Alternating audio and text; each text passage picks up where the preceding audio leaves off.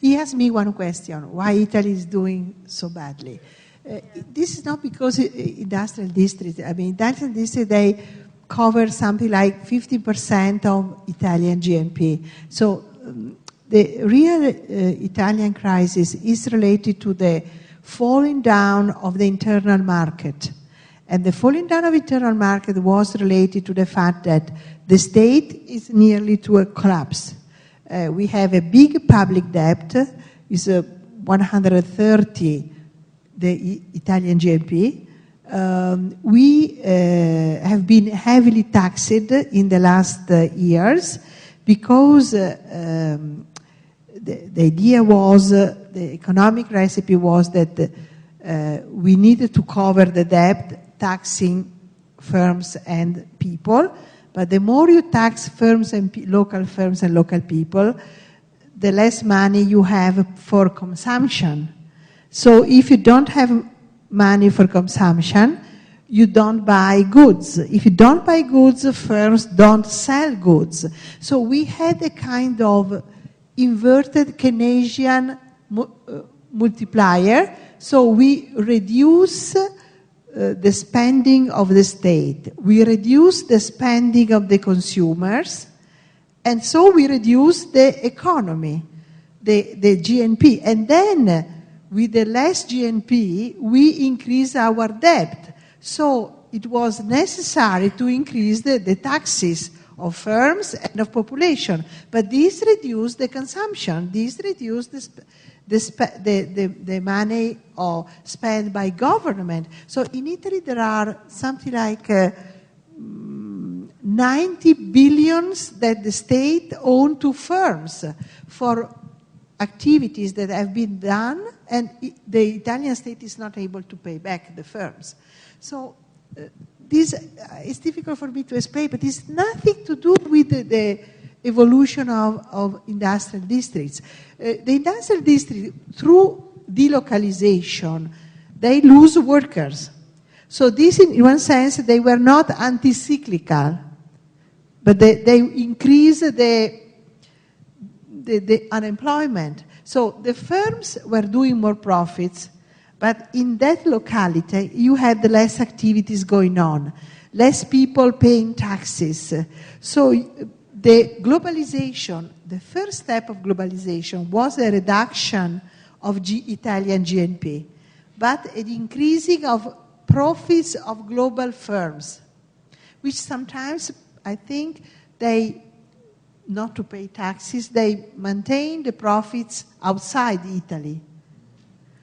And they were doing export to export, not to be checked by the Italian tax office. So the problem is that the evolution, the globalization occurred in the same time when Italy was in crisis. So this global process, the industrial district, didn't help the Italian economy to go, but they were able to resilience. So they stayed. We didn't close everything like in UK after the First War in the 30s. UK district closed down. Do you have Sheffield? No, Sheffield does not exist. Do you buy goods in Sheffield? But you still buy goods in district. You buy clothing in the Veneto region, or you can buy Gucci, or you can buy goods produced by the Italian entrepreneur who make mocassini.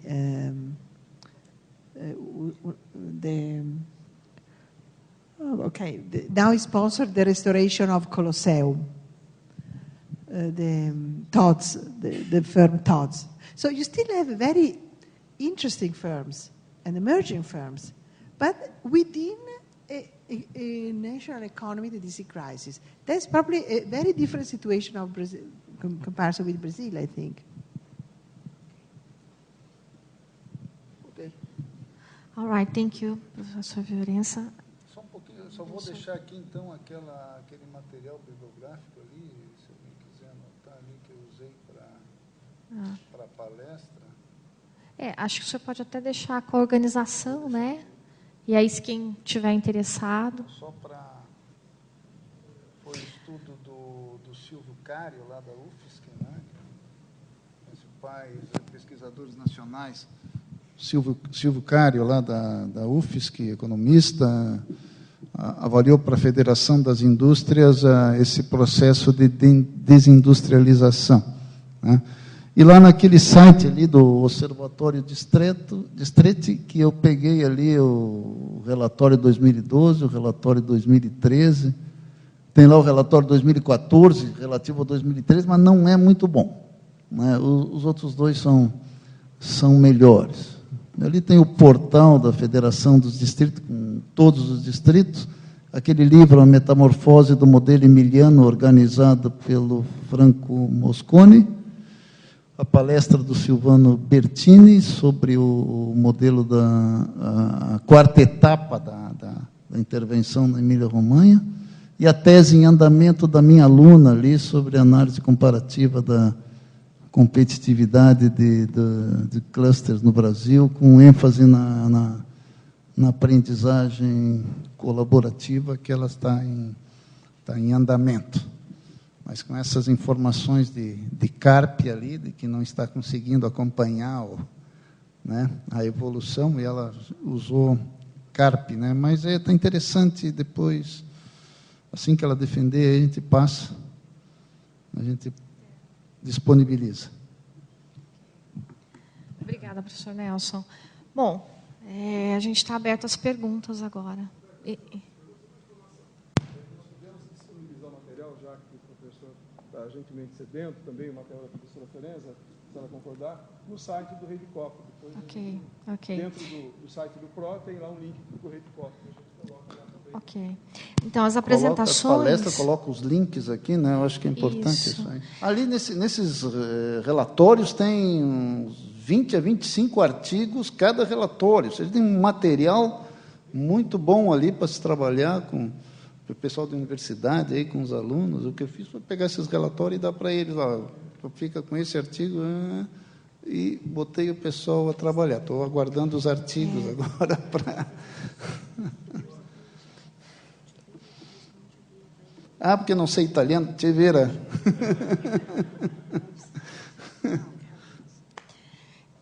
Bom, então as apresentações e as informações aqui, principalmente do professor Nelson, a apresentação da professora Fiorenza, vão estar disponíveis, então, no site do Redicop. Vou abrir para as perguntas, fiquem à vontade. Thaís. Se for para a professora Fiorenza, se o senhor se sentir confortável para perguntar em inglês, tudo bem. Se não, a gente pode traduzir. Yes, the question could be for both. I would like to refer to your graphic related to the GDP, please. The GDP graphic. Because you show the Brazil with a higher GDP, and my question specifically is, what is the relationship between this higher number and the demographic bonus? Because the demographic bonus of the population in Brazil is booming now, but we are losing our time because we don't have a very good government directions to have this population in consumption production. I would like to have the question for both in the table. Eu me esqueci de pedir para o senhor falar o seu nome. José Favila. Ok. Traduzindo, talvez para ficar mais fácil, esse número do crescimento brasileiro provavelmente tem muito a ver com o bônus demográfico. O bônus demográfico quer dizer que existem mais pessoas economicamente ativas entrando para o mercado de trabalho, de consumo e de crescimento, e isso foi dito nos últimos trabalhos, que isso vai até 2030. O que significa isso? Nós temos uma população extremamente jovem que foi para o mercado de trabalho, envelheceu, e ela está produtiva, e isso vai envelhecer a partir de 2030. Esse bônus, dentro do país, significa que existe autoconsumo e uma necessidade de infraestrutura. Talvez isso demonstre esse número, e não na Itália ou em outros países que estão razoavelmente, eu diria que dentro de uma curva similar. O que diz é que nós estamos perdendo o nosso tempo, porque a partir do momento que todos os países que cresceram muito, Coreia, etc., eles cresceram no bônus demográfico. E nós estamos crescendo menos do que eles nesse bônus demográfico por falta de infraestrutura, por falta de educação adequada, etc., etc., etc. E isso vai até 2030. Então, talvez essa é uma visão que eu estou vendo desse seu gráfico, e essa pergunta que eu coloquei à mesa, se vocês estão lendo da mesma forma. Bem, eu acho que tem outro componente também aí, que é o preço e consumo de commodities, né? A China vem comprando menos minério e o preço do minério está caindo. Eu acho que isso aí está influenciando essa desaceleração, com certeza, né? Sorte nossa é que, com relação a alimentos, a China continua consumindo, porque a população está lá, mas está construindo menos, é menos ferro de construção, é menos aço, né? Está desacelerando a economia. Então, eu acho que tem esse componente aí na desaceleração, mas, com relação à nossa população estar envelhecendo, eu acho que também tem esse fator aí, com certeza. Aí que... Agora, eu não sou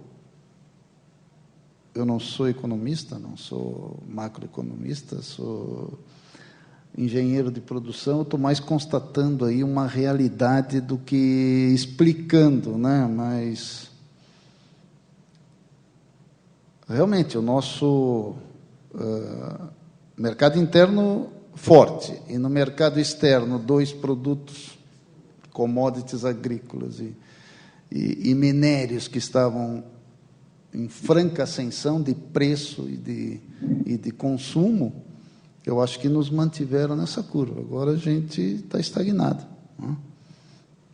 Temos que torcer aí para o preço do minério subir de novo e a China voltar a consumir, senão vai ser difícil. Well, may I say something? First of all, I don't believe to numbers, generally speaking. For instance, if you want really understand the development of a country, you don't use aggregate GNP, but you use GNP per capita. So you look at the richness for each individual. So if you look at this, and you cannot really compare Brazil and Italy, because we have 30,000 euro per capita, and probably Brazil has, I think, 10,000 euro per capita. So it's very complicated. And secondly, you need to also to compare the real GNP with the exchange, with the value of your the power purchasing. So power purchasing. So the real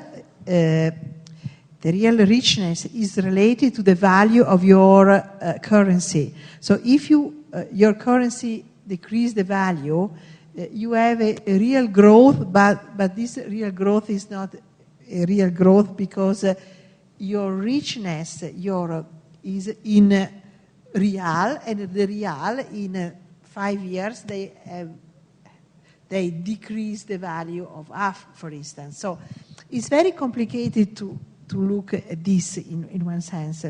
Another thing is to understand the social development of a country, looking at the general standard of the people. And so perhaps in this case the numbers are telling you more about the situation. But you see, Italy also, we have a very old population. So the old population consume less, and typically young people consume more. So you need to deflate all data. So it's very difficult to say this is good, this is... You can... you have to check a lot. So I don't know if you can compare Brazil, US, and this. We just crude numbers on on GNP, which is a result of a lot of processes. You increase your GNP if you increase the population. You decrease your GNP if you decrease the population. But maybe individually we are richer, even if the GNP is lower. So, complicated. Alguma outra?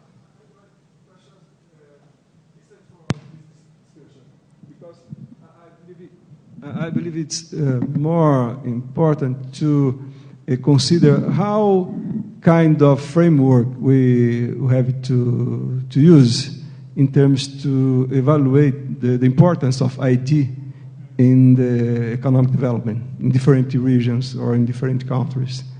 I believe you show us something that I didn't know, that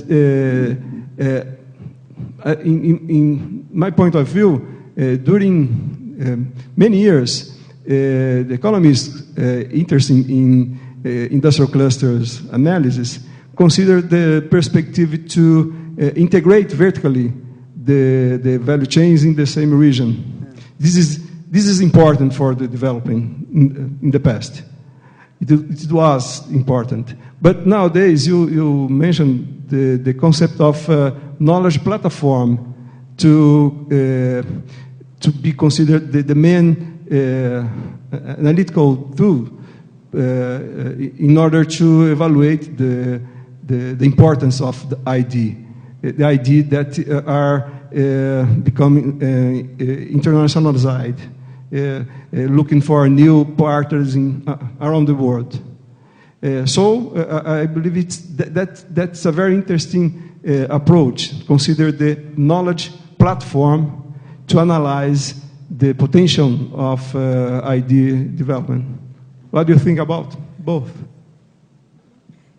I think in this sense we probably agree on we have the same approach, because in fact what is not so important if, let's say, one district lose employment because all manufacturing activity are going to China, but the same district is really ruling the export of all products from China and to Europe. So this district, from a knowledge point of view, is still very important because it's still creating the product. So you have you aggregate less value, but crucially, your knowledge is not diminished, and the economic leadership of this area is probably even more important.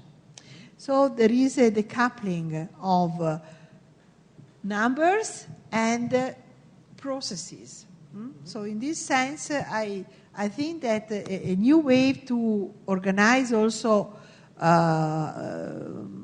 activities and support to firms and to regions and so on is to start from the kind of general knowledge can be applied by many sectors, by horizontally by different districts, and you upgrade that knowledge, despite the fact that in some cases you could have a decline in economic variables. I don't know, what do you think about? So the knowledge platform is an important step that goes from a traditional policy, which was only focusing on one district, in a process in which you consider all districts, all small firms existing in a region, and you look at the points of weakness and you look at the possible synergies, like as I mentioned, in biotech and fishing, or you can say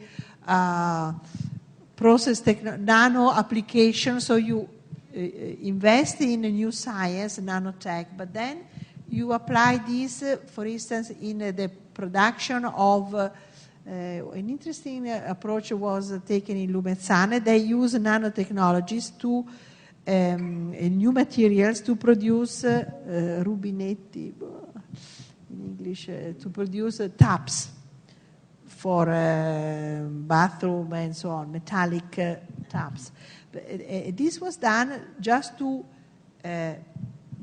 as a standard to distinguish the production coming from China, who was a production which used the name of Italian first, but was done with very inferior materials, and the real production made in Italy, because now they could check the materials that was inserted in these metallic tools. So this also was a way to employ a standard, you see. So you can add new technologies in traditional sectors. You can, at this point, they can also be a good sign of your competitiveness, because you change radically the product.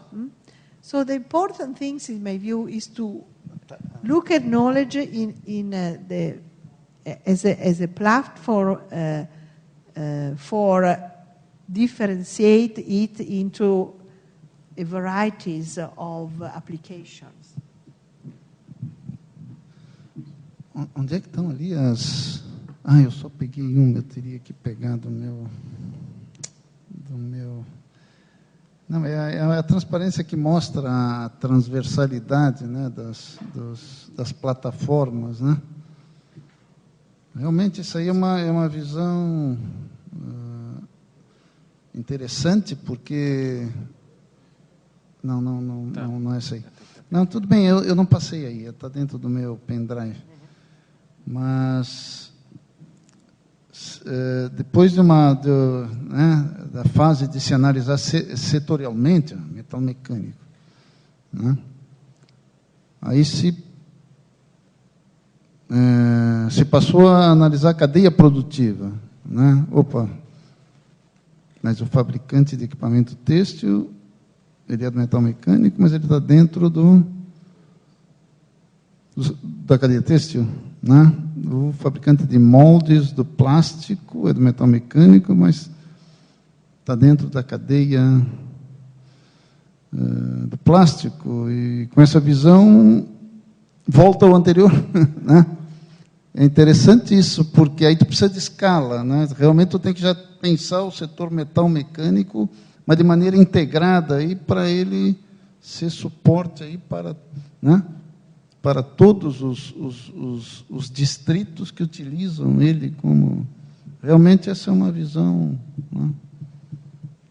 Volta à situação anterior, mas numa nova abordagem, né, de integração, de conhecimento. Obrigada, professores. Alguma pergunta a mais?